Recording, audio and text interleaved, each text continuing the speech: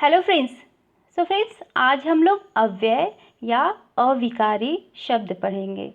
अव्यय का अर्थ होता है, अ का अर्थ होता है नहीं और व्यय का अर्थ होता है बदलना या खर्च होना। ठीक है, अर्थात जो कभी बदले नहीं, कभी भी खर्च ना हो तो उसे अव्यय शब्द बोलते हैं। और अविकारी शब्द किसे कहते हैं? अ का अर्थ होता है नहीं और विकारी का अर्थ होता है परिवर्तन। अर्थात ऐसे शब्द जिसमें कोई भी परिवर्तन ना हो वे शब्द अविकारी शब्द कहते हैं। तो हम लोग अव्यय की अच्छे से परिभाषा जानने से पहले हम कुछ लाइनों पर गौर करते हैं। तो आइए हम लोग देखते हैं। जैसे मोहन कब आएगा, आप लोग हर एक लाइन को गौर से देखिएगा और सुनिएगा। मोहन कब आएगा, उसके बाद है मुस्कान कब आएगी, वे कब खेलेंगे। ठीक है, यहाँ पर 3 लाइनें दी गई हैं। यहाँ पे मोहन पुल्लिंग है और उसके बाद में मुस्कान है, ये स्त्रीलिंग है और ये जो है ये भी बहुवचन का है। ठीक है, तो आप लोगों ने यहाँ पे देखा कि यहाँ पे मोहन भी दिया हुआ है कि मोहन दिया हुआ है, पुल्लिंग है, लेकिन फिर भी इसके बाद कब आया है। मुस्कान स्त्रीलिंग का शब्द है लेकिन फिर भी यहाँ पर कब दिया है। वे बहुवचन का है तो फिर भी यहाँ पे कब दिया है। तो आपने देखा कि चाहे कोई भी लिंग हो, कोई भी वचन हो या कोई भी कुछ भी परिवर्तन हो, लेकिन कुछ शब्द ऐसे होते हैं कि वो वैसे के वैसे ही रखे जाते हैं, वो एकदम फिक्स होते हैं, वो कभी भी परिवर्तित नहीं होते हैं, उनका परिवर्तन किसी भी कंडीशन में नहीं होता है, जैसे कि यही शब्द। तो इन्हीं सब शब्दों को हम अविकारी या फिर अव्यय शब्द कहते हैं। जैसे कब, मोहन कब आएगा, इसमें कब है। ठीक है, फिर उसके बाद मुस्कान कब आएगी, इसमें भी कब है। मतलब यहाँ मोहन पुल्लिंग है और मुस्कान स्त्रीलिंग है, लेकिन इसके बावजूद भी इसमें कोई परिवर्तन नहीं हुआ। पुल्लिंग स्त्रीलिंग में भी वही है। उसी प्रकार यहाँ पे वे है, वे बहुवचन का शब्द है, लेकिन फिर भी यहाँ को कब में कोई परिवर्तन नहीं हुआ।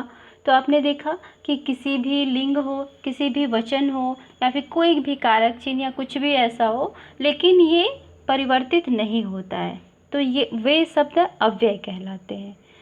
अब हम लोग देखते हैं अव्यय का बहुत ही अच्छे से परिभाषा जानते हैं।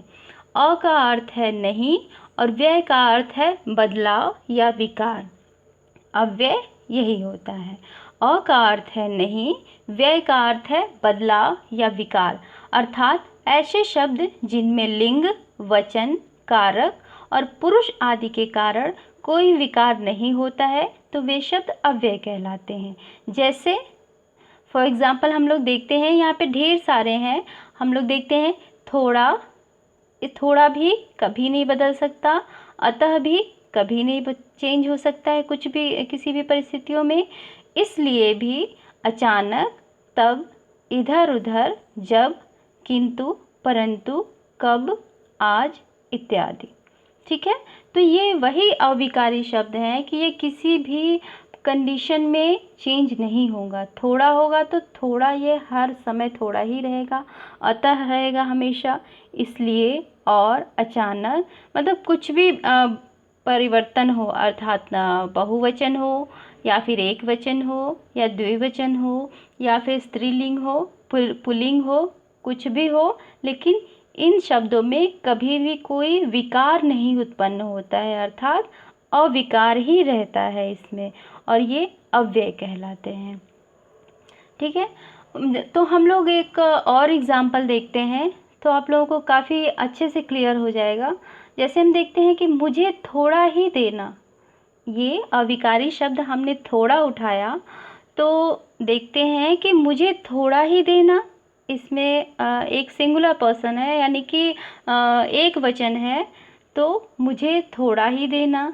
ठीक है, इसमें थोड़ा लग गया। उसके बाद रीता और गीता को भी थोड़ा ही देना, इसमें 2 लोगों का है, फिर भी यहाँ पे थोड़ा ही लगा है।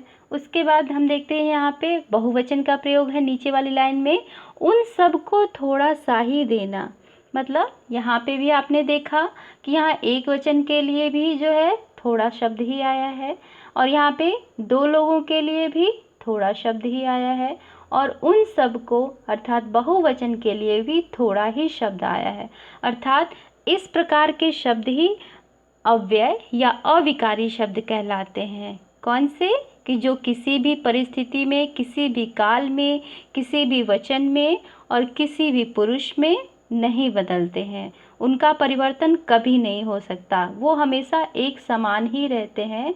तो इसीलिए तो उसको अविकारी अर्थात जो कभी भी विकार नहीं होता, कभी भी नहीं बदलता, तो उसको अविकारी या अव्यय कहलाता है। ठीक है, तो आई होप कि आप लोग काफ़ी अच्छे से समझ गए होंगे अव्यय, और अब सारे डाउट आपके क्लियर हो चुके होंगे। Thank you so much.